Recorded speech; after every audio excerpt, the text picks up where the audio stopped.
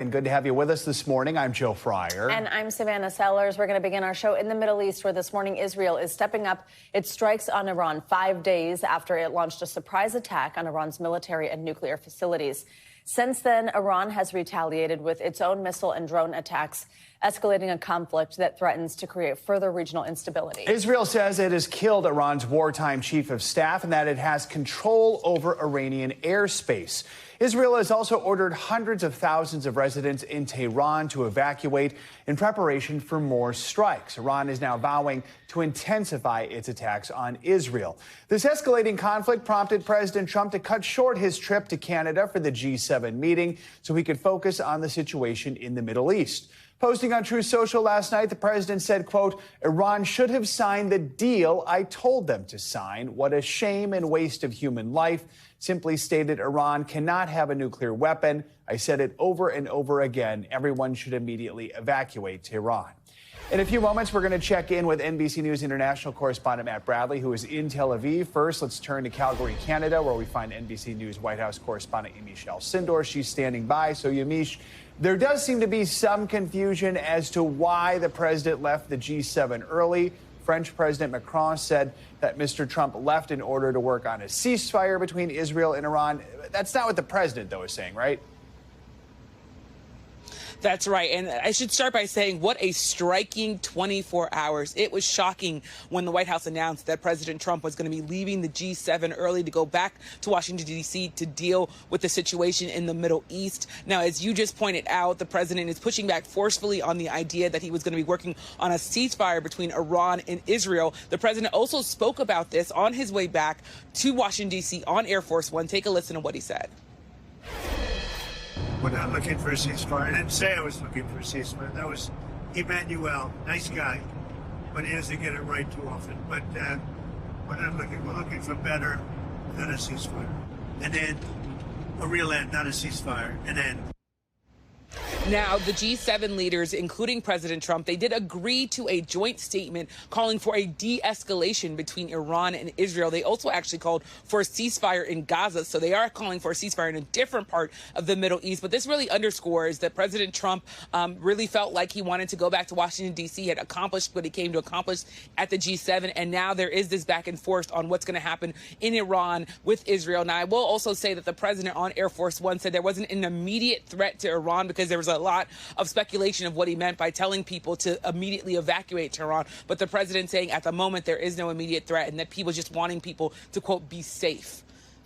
Joe, Savannah. Yamiche, the president had been opposed to Israeli military action against Iran, instead favoring these talks with Tehran. Now, negotiations between the U.S. and Iran, they were supposed to happen last Sunday. Those were canceled after Israel launched its attacks on Friday. Where does the president stand now? Is he becoming more supportive of Israel's actions? Well, the president says that he still wants to have a diplomatic end to this conversation with Iran and that he wants to, at the end of the day, make sure that they don't have a nuclear weapon. The president did, of course, campaign on this idea that he wasn't going to get the U.S. dragged into another Middle East war.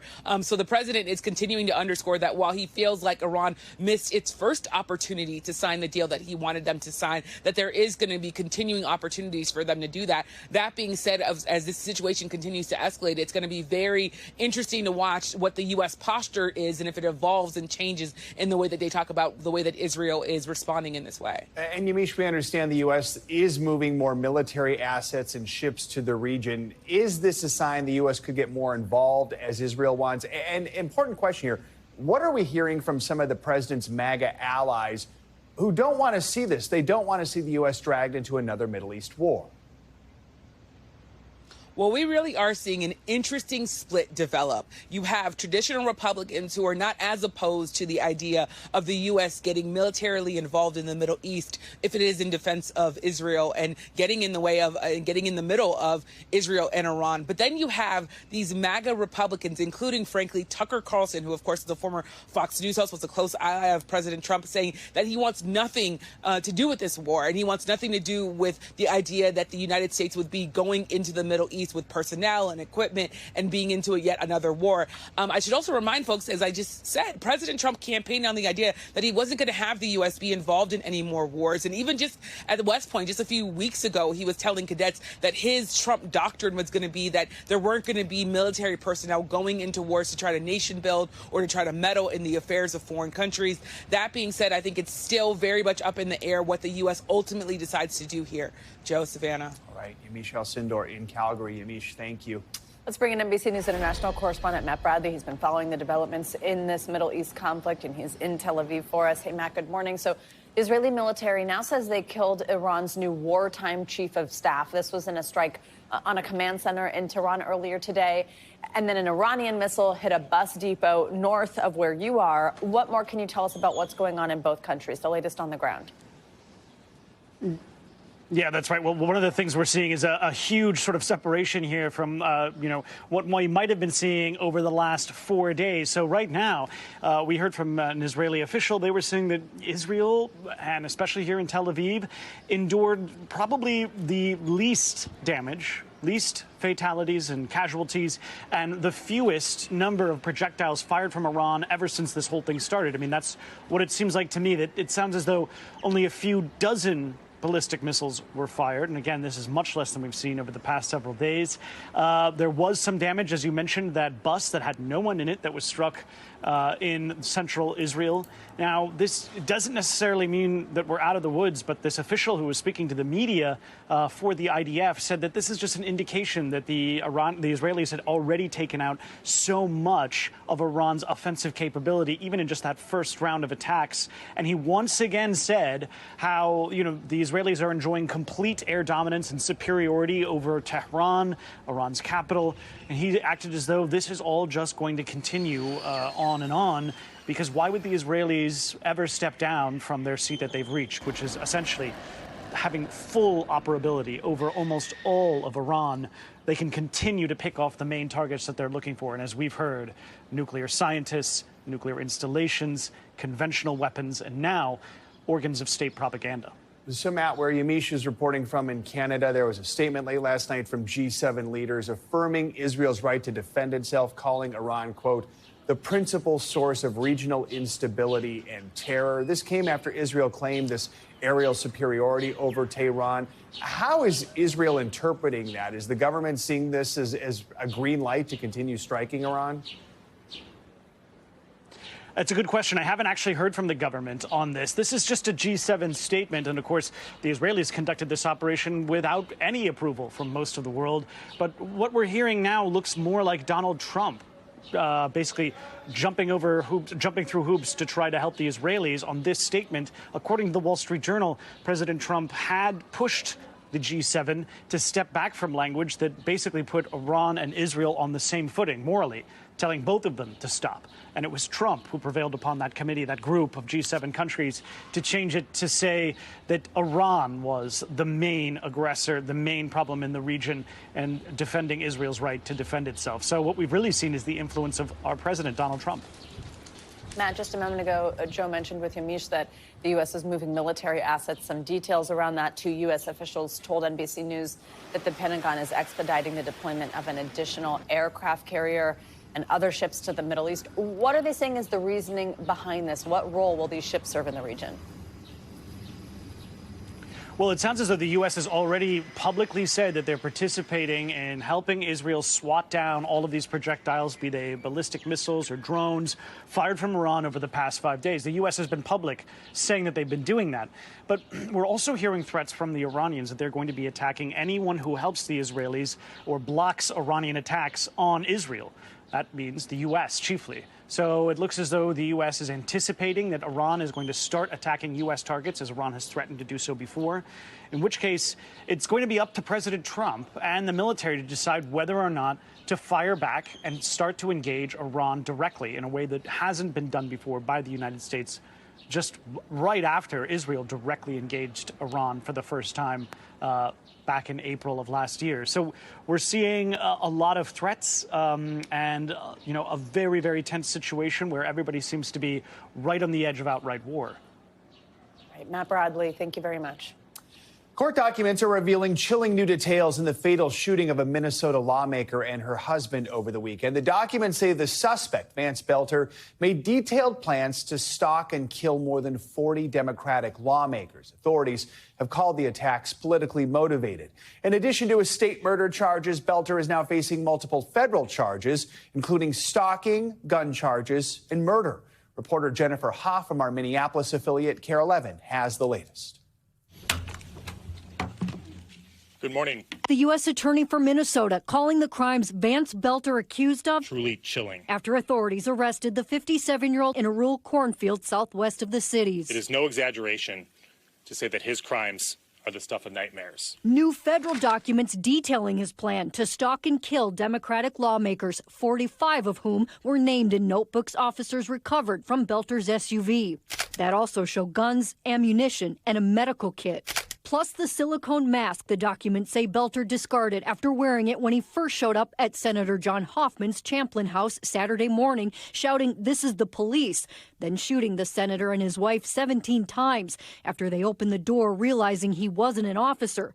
The two in the hospital are expected to survive. Then pictures show Belter stopping at another lawmaker's house in Maple Grove who wasn't home, going next to New Hope, where he was spooked by a cop doing a proactive welfare check before heading to former Speaker Melissa Hortman's Brooklyn Park house. Law enforcement, aware of that first shooting, arrived to see Belter there, firing shots and going inside. Officers following, forcing Belter to run away, discovering Hortman and her husband dead. He essentially took his vehicle away from him, which involved all his maps, all his names, all his weaponry. I would be very scared what it would look like over the next few hours had we not done that. Police eventually tracking down Belter's wife, pulling her over with her children, finding $10,000 in cash, guns, and passports in the car, releasing the text he sent her, writing first, "Dad went to war last night," followed by, "Words are not going to explain how sorry I am for this situation." And our thanks to Jennifer Hoff for that report. Belter told a judge Monday he makes $540 a week through a part-time job and could not afford a lawyer. That judge said he would appoint a federal defender, scheduling another hearing for later this month. Well, testimony is set to resume today in the Sean Diddy Combs federal sex trafficking trial after a member of the jury was kicked off the panel on Monday by the judge in the case. The juror was dismissed yesterday because the judge said he had, quote, concerns about his candor and whether he shaded answers to get on and stay on the panel. The judge says juror number 6, a 41-year-old black man, gave inconsistent answers about where he lives, either in New York City, which is inside the court's jurisdiction, or in New Jersey, which is outside of it. Combs' attorneys argued the removal of the juror was a case of extreme overreach. Now, Combs pleaded not guilty to the charges he faces, which include racketeering, conspiracy, and sex trafficking by force, fraud, or coercion. The prosecution says it hopes to rest its case sometime this week. Religious organizations in New York will have a new chance to challenge a state regulation that requires employer health insurance plans to cover abortion care in certain situations. Yesterday, the U.S. Supreme Court ordered a state court to take another look at its decision from last year in light of a ruling the Supreme Court made earlier this month. Now, the New York Court of Appeals ruled last year that the regulation is fair because it allows exemptions for religious companies who employ and serve people of its same faith. But the Catholic Diocese of Albany argues the exemption is too narrow. It says the regulation violates the constitutional rights of employers to exercise religion under the First Amendment. NBC News legal analyst Danny Ceballos joins us now with a closer look at this one. Danny, so this is a pretty thorny issue. You've got the New York lawyers arguing last year this religious exemption provides a denomination, I can't pronounce that word, neutral accommodation. What do religious groups who are challenging this have to essentially prove here to say, hey, this is not enough? So this is a really interesting issue because essentially the law, as the religious groups put it, it punishes religious groups who serve the public as a whole. So, for example, someone entitled to the exemption where a group that wouldn't have to pay for abortion would be one that only serves poor Lutherans, as opposed to a soup kitchen with a religious purpose, but one that serves everybody. Poor people everywhere come in and will feed you. Those people, because they don't specifically serve a particular religion or advance the education of that religion, they would have to cover abortion, even though their entire organization may be religiously based, simply because they serve the public as a whole. And that's their argument. And just in the last few years, there's been some activity at the Supreme Court, including the liberal justices essentially taking the side of the religious group, saying this would be discrimination and a violation of the First Amendment. Danny, this, though, this is the second time the Supreme Court has sent this case back to the New York courts. One of those times, though, involves a Wisconsin law. Explain the back and forth there, and if you think that this time anything different could happen. Right, exactly. This issue has actually been percolating in the courts, and this case itself has been around for about a decade. The case in Wisconsin is a case that is sort of precedential to some degree, or really persuasive. But what happened really here is when they sent it back down to the New York Court of Appeals, the New York Court of Appeals, at least the Catholic organizations argue, simply ignored the mandate to reconsider this case and decided it. And since then, there's been even more case law in the area. So now it seems very likely that the religious organizations are probably going to prevail, if for no other reason than this appears to be a law that discriminates against organizations that serve everyone, as opposed to those that only serve people within their own religion. Let's talk about another case that the Supreme Court has agreed to hear. It's a case from New Jersey. It focuses on the state's anti-abortion pregnancy centers. New Jersey is currently investigating those faith-based centers for allegedly misleading women. The state subpoenaed the centers for donor information.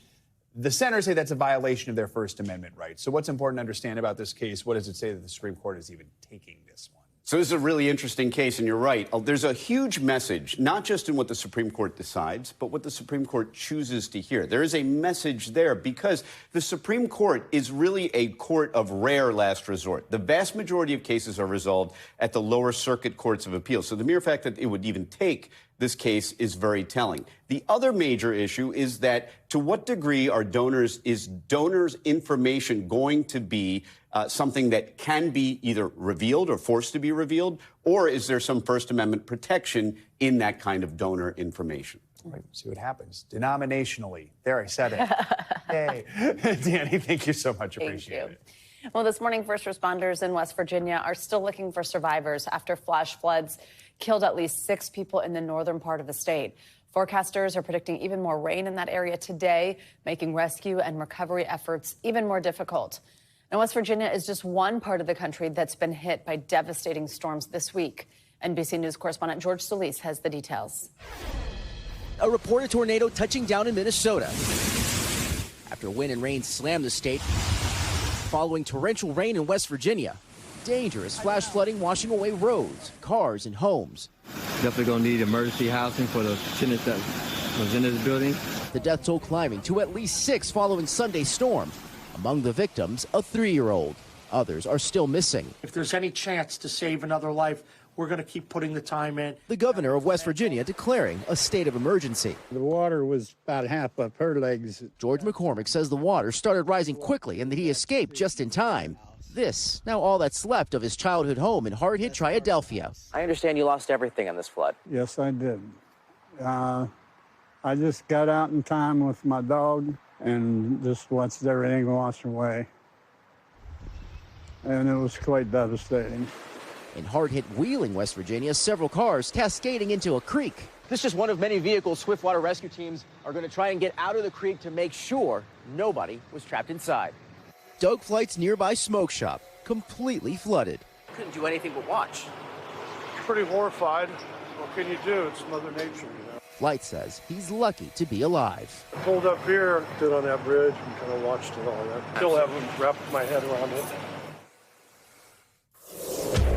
All right, thanks to George for that report. Let's get more on the severe weather that's crisscrossing the country with your morning news now. Weather. Angie Lastman's here in studio with us. Hey, Angie, good morning. Hi, guys. Good morning. Another active one for us here as we get started on this Tuesday morning. And it's centered across the center of the country. We've got Kansas stretching down to Oklahoma included in these severe thunderstorm watches, and a few of those that have been issued back towards Colorado near Denver. These are going to last through at least the mid-morning hours, and you can see why. Kind of a robust line of thunderstorms, lots of lightning associated with that, and a couple of those thunderstorm warnings as well. That general region, just one of the spots that we're specifically going to watch for some stronger storms to develop even as we get into the afternoon hours. So it's not just the first half of the day, second half of the day across that area as well. We're also going to watch for potentially more of this kind of flooding situation to develop across parts of the Appalachians. We'll still have that flood risk for that region through the day today as we watch for more of that rain working through. By tomorrow, cold front advancing. You can see that rain that's stretched across the Great Lakes back towards the Ohio and Tennessee valleys and then down towards the plains. And those are some of the spots that are going to see that potential for severe weather as well. So Oklahoma to Michigan will be the area to watch before we get into Thursday. And that severe storm risk is centered across the Northeast and the mid-Atlantic. Today, though, here's where you want to specifically look. If you live anywhere in the areas shaded from the yellow to the orange to the red, you have the potential to see some of those stronger storms, specifically concerned about wind gusts over 80 miles per hour. But we've also got the hail and a few tornadoes on the table. Kansas City, Denver included in that. But the bullseye really does include Dodge City. Tomorrow, a much more expansive area. So nearly 50 million people included in this for your Wednesday. It goes from Michigan to Oklahoma. We've got a bunch of major cities included in there. And a couple of tornadoes will be possible. But once again, we're mainly concerned about the wind gusts and the hail. And on top of that, we will have, of course, that localized flooding threat, specifically across the Appalachians and then back across the Central Plains. So we've got kind of a multi-threat couple of days ahead of us, guys. This is going to last through Thursday. We'll see the potential for this kind of busy weather to last into the end of our work week. God, it's just a stormy week everywhere. Stormy week everywhere across the East, for sure. Right. Oof. Thank you. We thank you for watching, and remember, stay updated on breaking news and top stories on the NBC News app or watch live on our YouTube channel.